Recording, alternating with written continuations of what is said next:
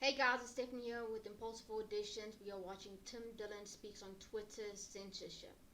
Let's get into this. What's your opinion on, does anything need to be censored? And parlay that to Twitter just is testing a tool right now, I think called like Birdwatch or something. I can't remember what it was, where the community is able to actually vote on the horrible idea. I know. Horrible idea. Well, if they don't like you. But here's what I think it does. I think it democratizes the decision making around it. So as opposed to just Jack saying, "Yo, this dude can't be here," it then trickles down to 100 other people who make a decision. There's got to be a process where, sure. like, if you are accused of something or if they want to get rid of you, you should have to have the ability to defend yourself. Right. Like, there's got to be some transparency. They can't just say your account is locked and suspended forever. There's got to be some transparency. Like, here's why we want you out, and here's what you can do about it. And there should be some type of process. I think that's the way you got to do it. But like, if you're harassing people or being doxing people, putting out their information, advocating, trying to hurt them or something. I get where it gets sticky and people might have to go. Well, it's not sticky. They have to. I mean, at the end of the day, there's a responsibility there to protect the lives. But it's just the lines of all that stuff's very weird, right? Because people harass me all the time. People say shit about me. It's fine. It's like I put out a lot of stuff. I say a lot of crazy stuff. If people say it back to me, that's okay. So the internet's got to make room for that. There's got to be a space for people to tell you a lot of things about you that you don't like, right? That's the whole. Well, I think they could still do that, but I think the part that people leave out a lot of times is, since these are private organizations, a lot of times they're limiting liability that could then be used against them. Yeah, and so, like, if somebody's on a rampage and just skirting the line of free speech, but kind of encouraging violence. So the only liabilities that they could probably get is if someone is getting cyberbullied and then commit suicide over it. I think that's the main concern, because then the families could be like, your platform gave all of these people a chance to hate on this one person. Violence, like, as soon as that goes over the line, they then get sued for being they could be found liable and lose money as a result of it. So I think it is, as you said, a very, very tricky there's place. this space there, and I'm not one of these people that's like everything should be allowed. It's like there's got to be a space, but like I think you just got to know, you should, if you're a user of one of these, you should have the right to know why you're being taken off and if there's anything you can do about it. For sure. Because I make jokes all the time where I go, that joke could be seen by somebody and they could go, we don't like this guy. Some of my podcasts are demonetized on YouTube. I don't know why. It just happens. So I think that, like, there's all these algorithms and stuff. Nobody really understands why any of this happens. Now that's nobody gets it. That's a big one. The YouTube one's a big one. Our that's first a complete episode back, demonetized and Shadow. Is it really? You started the episode by moaning sexually. Very sexually, and because that was the hook we used. So obviously that should be monetized. Well, you no, should get money for that. like from a sex toy company or something. Some Adam and Eve, from as you know. It's 2021. Right. Yeah. What? Yeah. My grandparents have seen it, lived it. TikTok kids view it every day on Instagram. Instagram is porn. It's sex. Instagram is porn. Yeah.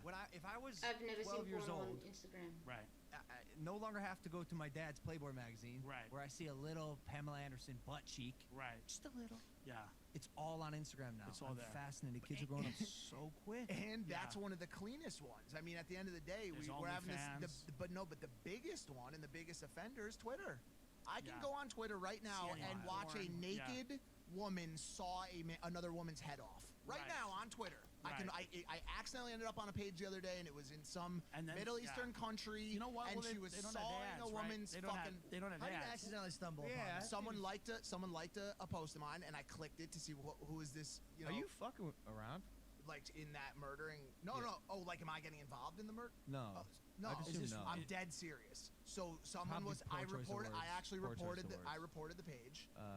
I thought I should have. Mike is the good guy in this. He's like, fuck you. You can't show I this. watched the murder porn. No, when I saw the then I reported the page. I'm now launching an investigation on my another channel. Me and Gavin Newsom are launching, and Dr. Fauci. So Twitter doesn't have those ads in the middle of it, because the problem is, like, if you watch a naked woman saw off someone's head, and then it's like Chobani flips.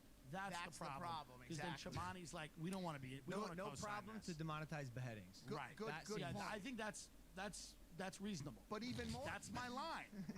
Beheadings is my line.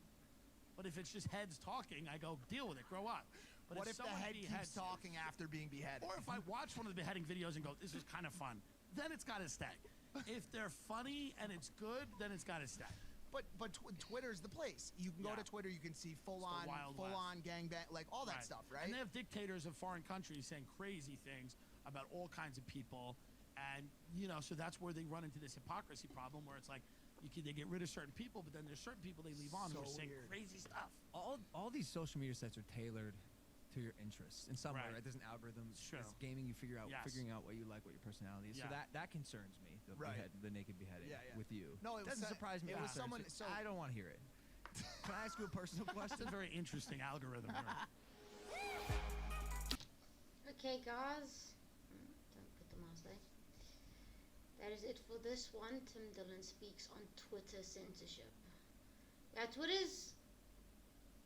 I don't really like Twitter just because of stands. It's not so much Twitter as a whole. It's people that stand other people, because I obviously follow the people that I like, and stands that don't like who their favorite. Let's take Logan and KSI for example.